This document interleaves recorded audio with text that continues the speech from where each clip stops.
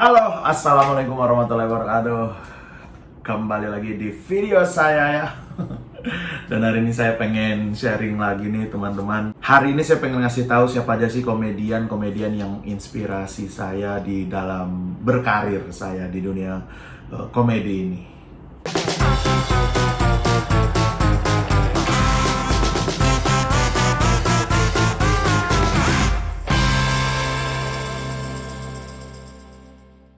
Jadi buat kamu tonton video ini sampai akhir ya.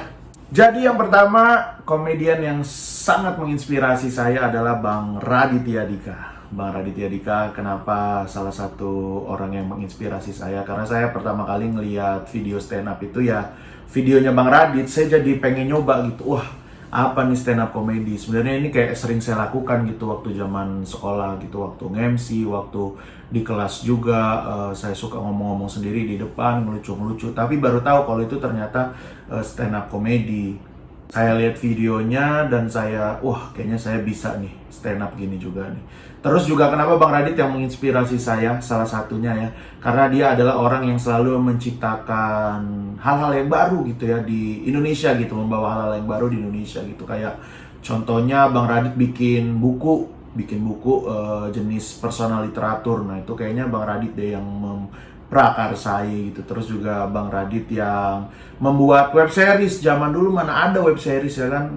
Malam Minggu Miko tuh salah satu yang penggebrak tuh dunia digital, dunia per YouTubean dengan web seriesnya Bang Raditya Dika.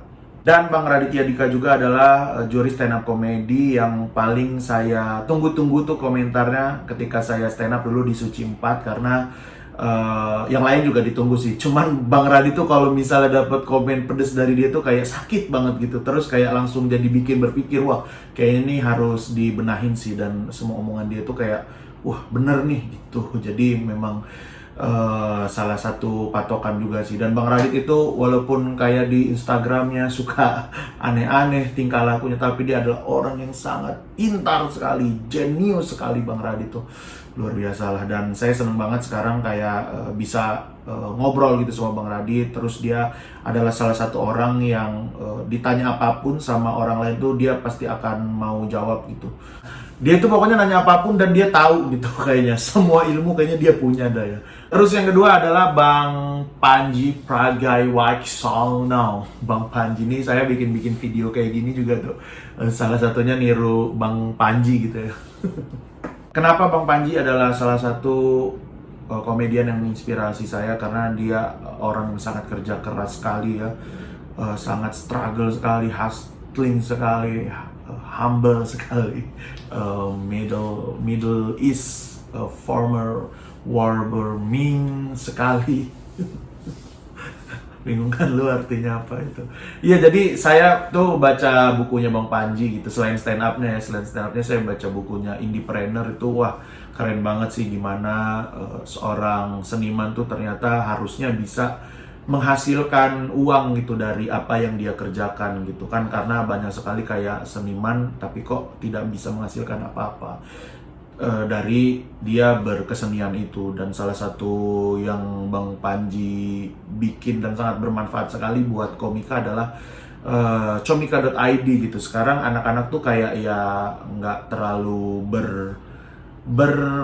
bergantung sama yang namanya TV, sama yang namanya pekerjaan gitu, pekerjaan yang panggilan gitu ya, job ya, walaupun itu juga tetap kita tunggu sih. Cuman kita bisa berkarya, kita bisa bikin sesuatu dengan apa yang kita punya gitu, stand up kita, dan kita jual di digital downloadnya comika.id gitu. Termasuk saya juga jualan hip digital download tuh di comika.id. Kalau misalnya mau beli juga langsung aja dibeli ya. Berikutnya adalah komedian yang menginspirasi saya adalah Bang Kemal Palevi. Jadi dulu zaman dia Suci 2 itu saya nontonin tuh Bang Kemal, dan saya baru tahu ternyata stand up bisa sangat seabsurd itu ya. Dan saya kan termasuk yang absurd gitu ya. Jadi saya termasuk yang lihat Bang Kemal gimana sih stand up dia kalau misalnya yang absurd gitu. Dan sedikit banyak juga saya tiru lah gaya-gaya dia berstand up komedi juga.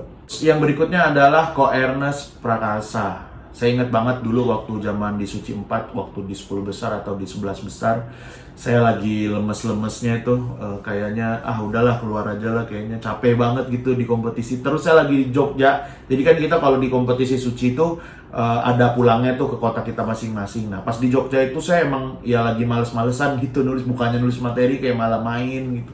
Dan kok Ernest nelpon saya tuh, Zi, lu gimana sih? Lu maksudnya udah dikasih kesempatan buat masuk ke Suci, tapi kok kayaknya gue lihat penampilan lu kurang bagus gitu. Nah dari situ tuh langsung saya, wah harus kerja keras nih, harus nulis yang banyak, harus latihan yang banyak. Dan akhirnya ya alhamdulillah saya bisa sampai di 5 besar gitu waktu di Suci 4 itu. Dan juga Ko-Ernest ini adalah yang membuka mata orang-orang ya dunia perfilman Indonesia. Kalau ternyata komika bisa membuat film yang sangat bagus sekali, menurut saya CTS itu adalah film yang keren sekali ya. Banyak teman-teman komika yang bikin film, tapi menurut saya belum ada yang sekeren Ko-Ernest sih. Jujur aja nih ya. Tapi semoga GJLS bisa bikin film yang keren juga ya. Amin, amin, amin, amin. Terus yang berikutnya adalah di dunia pengosan atau peng-MC-an. Saya sangat terinspirasi sekali dengan Bang Uus, Bang Ajis, habis itu sama ada Mas Ali Jabang Bayi. Jadi Mas Ali Jabang Bayi ini adalah MC di Jogja gitu, dan dia kalau nge-MC keren banget sih. Dan wah itu juara di Jogja sana lah. Pokoknya semua acara musik tuh pasti Mas Ali yang jadi MC-nya gitu. Termasuk juga Bang Ajis Doibu tuh saya ngeliatin tuh gimana cara dia nge-MC gitu. Bang Uus juga keren sekali improvisasinya, dan Bang Uus tuh hebatnya kan Bang Uus sempat di TV sering banget gitu, dan saya tuh suka banget dengan mentalnya Bang Uus tuh, dan itu yang mungkin saya belum punya sekarang tuh ya, mental gimana mau ditempatin dimanapun kayaknya jadi. Nah itu kadang-kadang saya di satu tempat tuh kayak masih minder gitu, tapi kalau Bang Uus termasuk juga kayak Marcel, Rigen tuh keren banget tuh mereka ya. Tapi kalau untuk dunia pengawasan itu salah satunya tiga komika itu sih yang sangat menginspirasi saya. Dan juga nih teman-teman, salah satu komedian yang saya lihat juga mungkin dulu agak-agak ke bawah ininya ya, melehoy-melehoynya, itu Olga Syahputra. Jadi dari zaman dulu saya seneng banget tuh nontonin Olga sama Komeng sama Adul gitu, dan menurut saya Olga ini adalah komika yang gitu ya, bebencongan atau yang ngondek yang masih paling lucu lah di Indonesia lah. Sampai sekarang belum ada yang ngalahin dia lagi lah menurut saya lah. Siapa nggak ada yang ngalahin Olga Syahputra gitu. Dan Olga ini menurut saya dia orang yang bisa jadi di lawak tuh jadi yang mancing, dia juga bisa jadi yang korban, dia juga yang mengarahkan apa ya istilahnya, playmaker mungkin ya, playmaker, nggak tahu sih istilahnya, tapi dia kayak yang bisa ngarahin ke sana, bahkan dia juga banyak bikin kayak sesuatu yang baru gitu di dunia lawak. Kayak tahu nggak yang misalnya bercandaan ngebawa nih, dia suka ngebawa, dia pakai kayak apa jilbab gitu ya, pakai kerudung gitu, terus bawa Adul, Bu Olga bawa apa ini, mau buang sisa bersihin ikan gitu ya gitu tuh. Dan dia tuh banyak banget lah bikin sesuatu yang baru di Indonesia gitu. Dan kalau misalnya saya nonton Olga tuh, dia misalnya ngeliat nih kayaknya ini udah mulai agak dragging dikit gitu, udah mulai agak bingung gitu. Nah dia tahu tuh caranya gimana lagi nih arahinnya ke sini gitu. Sama juga kayak Kang Denny tuh banyak orang yang bilang ya, ini saya keselnya sama orang-orang yang bilang Kang Denny cabur gak lucu. Itu orang lucu banget bro, dan dia adalah orang yang kayak Olga juga gitu, bisa mancing ke sana, bisa mancing ke sini gitu.